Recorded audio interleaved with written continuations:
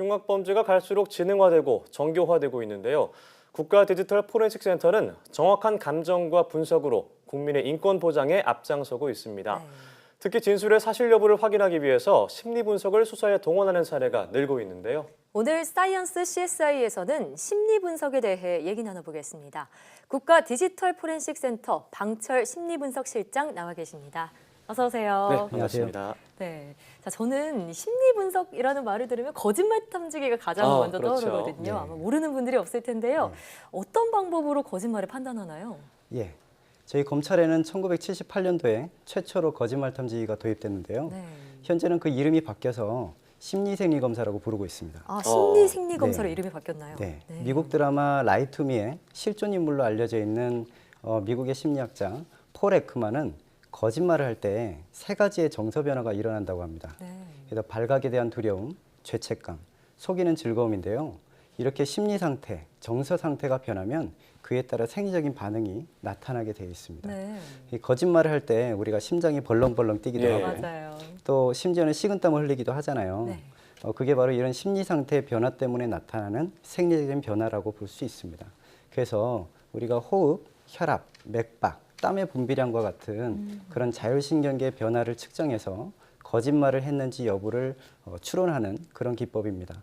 네. 그래서 현재 대검을 포함한 전국에 검찰청이 약 한 40명의 분석관들이 활동하고 있고 또 연간 6천여 건 정도 검사를 진행하고 있습니다. 네, 그렇군요. 자, 그럼 그동안 이런 심리 생리 검사, 거짓말 네. 탐지기가 아닌 심리 생리 검사를 통해서 많은 강력 범죄를 해결하셨을 것 같은데 네.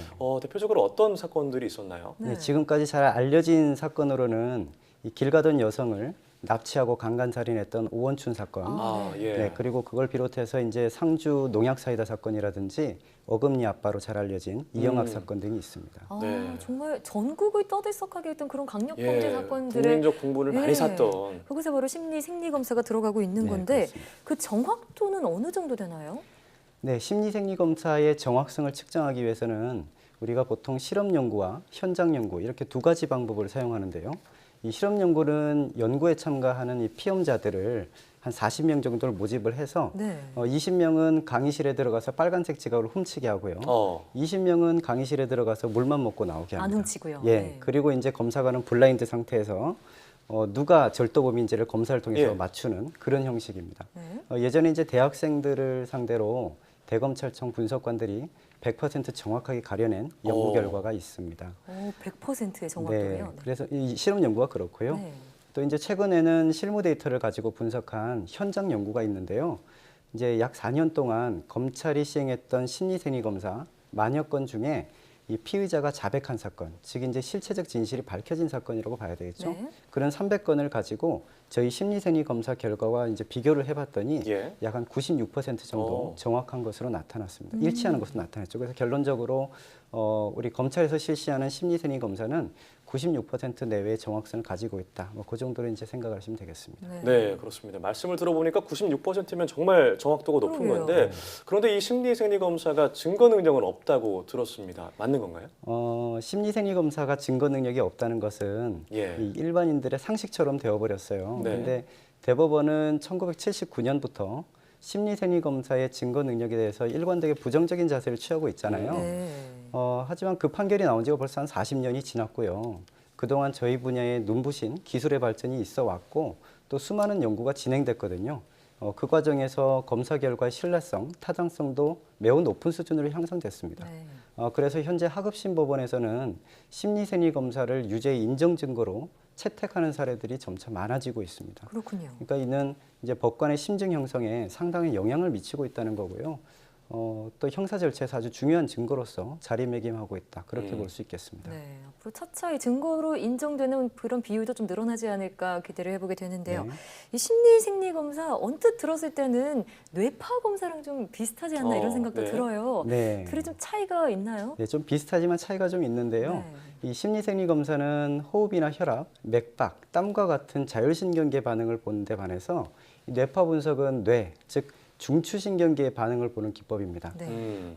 그리고 이 심리생리 검사는 진술의 진위 여부, 즉 거짓말을 하고 있는지 여부를 판단하지만 이 뇌파 분석은 피검사자의 머릿속에 특정한 정보가 있는지 여부를 알아내는 인지적인 검사라고 볼 수 있거든요. 예. 그러면서 이제 차이가 있습니다. 그래서 이 뇌파 분석은 범인만이 알 수 있는 범행 도구라든지 사체 유기 장소 이런 거 파악할 때 이제 주로 유용하게 사용되는 기법이거든요. 그런 걸 뇌파로 알 수 있는 거예요? 아, 그럼요. 네. 이 보통 이제 만약에 네. 범인이 칼로 사람을 죽였다고 했을 때 네. 칼, 낫, 도끼, 가위, 망치 이런 흉기 여러 가지 사진을 도구들요. 1초에 한 번씩 착착착 보여줍니다. 네. 그리고 나서 이제 그러면서 이제 피검사자의 뇌파를 찍게 되면 만약에 피검사자가 범인이라고 한다면 네. 칼을 보여줬을 때 아주 드라마틱한 극적인 반응들이 나타나게 되죠. 이렇게 이런 뇌파 반응을 보고 범인인지 아닌지를 가려내는 그런 기법입니다. 그럼 이 뇌파 검사를 통해서 또 범인을 가려낸 사례도 있을까요? 예, 예전에 이제 자신의 어린 아이가 말을 듣지 않는다는 이유로 머리를 수차례 때리고 병원도 데려가지 않아서 결국에 이제 방치해서 숨지게 했던 사건이 있는데요. 예. 뿐만 아니라 이제 망치와 칼을 이용해서 네. 사체를 훼손하고 바다에 유기를 했어요. 아이고. 피해자는 이 사체를 훼손한 것에 대해서 강력히 이제 부인하고 있었던 상황이었고요. 네. 그래서 이제 피해자에게 다양한 종류의 망치를 보여주면서 뇌파를 측정을 했는데 범행에 사용된 것과 같은 동일한 망치에서 아주 유의미한 뇌파 반응이 나타났습니다. 네. 그간 줄곧 이제 범행을 부인하던 피의자는 공판 과정에서 범행 일체를 자백했고요. 그 외에도 이제 특히 강력 사건에서 뇌파 분석이 아주 유용하게 활용되고 있습니다. 네. 자, 앞서 살펴본 심리 생리 검사나 이런 뇌파 분석으로는 범죄에 대한 정보를 좀 추론해낼 수 있다면 이 범인의 특성, 성격과 같은 부분을 추론해낼 수 있는 그런 심리 분석 기법도 있다고 들었습니다. 임상 심리 평가가 그렇다고요? 네. 어떤 건가요? 보통 이제 공격성이나 반사회성, 사이코패스 이런 거 이제 확인하는 기법인데요. 네. 공격성이나 반사회성 같은 특징은 여러 가지 임상평가 결과를 종합해서 판단하게 됩니다. 예. 이제 보통 자기보고식 검사에서 해당되는 항목에서 규준 점수가 넘게 되면 임상적으로 문제가 있는 것으로 판단하게 되는데 특히 이제 사이코패스는 반사회적 성격 장애에서도 가장 극단에 해당되는 범주이기 때문에 네. 그 판단이 아주 중요합니다. 그 사이코패스의 평정 척도라고 하는 이제 체크리스트죠. PCLR을 이용해서 이 사이코패스 여부를 판단하게 되는데요. 하지만 각 검사를 단독적으로만 해석하지는 않고요. 피해자가 과거 동종 점거가 있는지 혹은 재범 위험성이 높은지 네. 이런 것을 함께 판단해서 종합적으로 결론을 내리고 있습니다. 네. 그럼 이런 임상 심리 평가를 통해서 범죄자들의 어떤 특성들이 밝혀진 것도 있나요? 예, 대표적인 사건으로는 이제 2017년도에 어금니 아빠로 잘 알려진 예. 이영학 사건이라든지 네. 인천 초등생 살인 사건, 용인 일가족 살인 사건이 있습니다. 이영학은 지적 장애를 주장했지만 지적 장애가 아니라고 이제 판단이 됐고요. 예.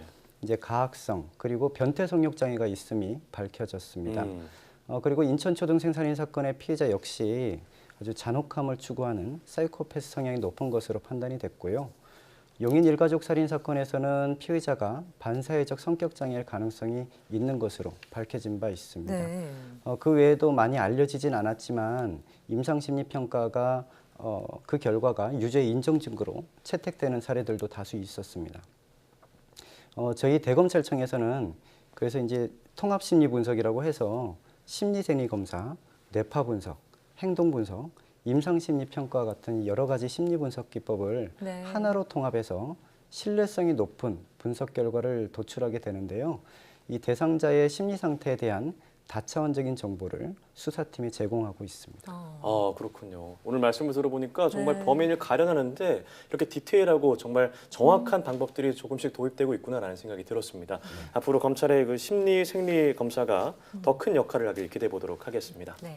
네, 지금까지 국가 디지털 포렌식 센터 당철 심리분석실장과 함께 이야기를 나눠봤습니다. 오늘 말씀 고맙습니다. 고맙습니다. 고맙습니다.